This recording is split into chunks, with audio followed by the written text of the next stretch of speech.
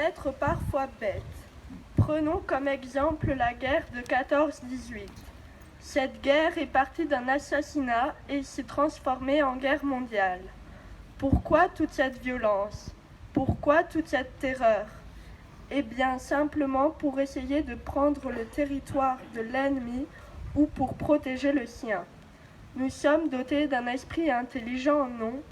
Alors pourquoi n'avons-nous pas trouvé d'autre solution que de se faire la guerre? Cette décision a fait souffrir tout le monde. Bien sûr, l'être humain n'est pas parfait, mais il peut se révéler meilleur en restant solidaire contre la violence.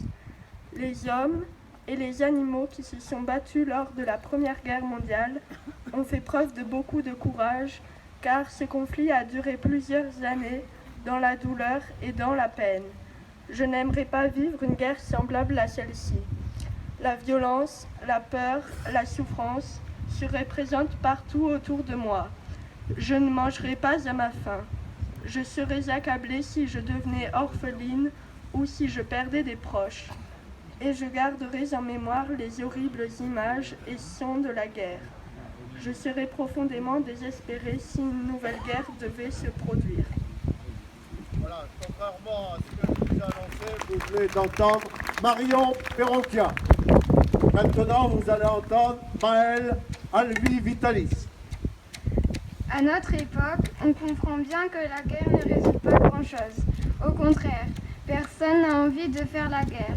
S'il y avait un conflit, j'aurais peur pour moi et pour les autres. Souvent, il m'arrive d'y penser, et je me dis que si ça arrivait et que mes parents disparaissaient, je serais désespérée.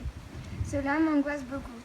La guerre de Verdun, ses victimes, son horreur et la tristesse qui se loge dans les yeux et dans les cœurs de ceux qui l'évoquent est un exemple pour nous.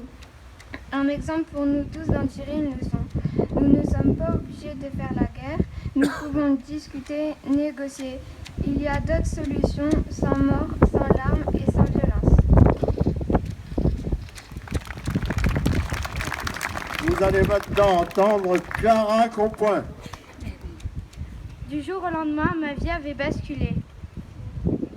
Hier, j'étais encore avec ma femme et mes enfants, et aujourd'hui, j'étais à la guerre. Les conditions étaient éprouvantes. Peu de nourriture, pas d'hygiène, des cadavres jonchaient le sol. Ce qui m'angoissait le plus, c'était de ne pas m'en sortir. Heureusement, je me sentais en sécurité au fort de Vaux à Verdun. Mais un jour, les Allemands attaquèrent le fort avec du gaz mortel. Je vis soudain toute ma vie défiler avant de m'évanouir.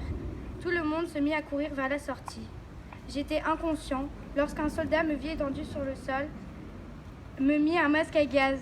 Quand je repris connaissance, j'étais à l'infirmerie. Il n'y avait plus aucun bruit de bombardement ou de fusil.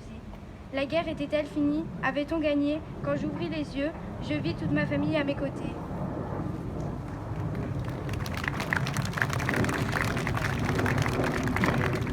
Maintenant, Lorraine Varan.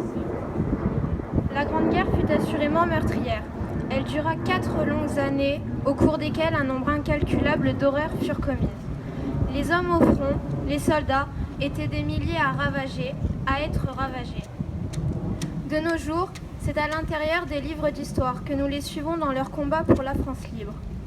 Ils ont vécu ce que très peu d'hommes et de femmes peuvent relater aujourd'hui, et ce que nous espérons, nous, jeunes de ce siècle, c'est de ne jamais connaître de cette manière la peur, le désespoir, la douleur et la mort.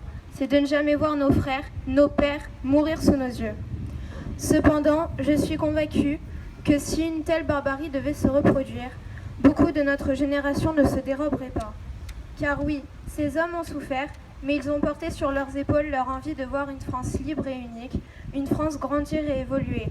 Et je suis certaine que beaucoup de jeunes de notre âge, plus âgés, ne fléchiraient pas sous le poids de cette lourde responsabilité que d'autres ont portée avec courage. Nous sommes fiers de faire partie de l'État que nos aïeux ont défendu avec force, celui de la France.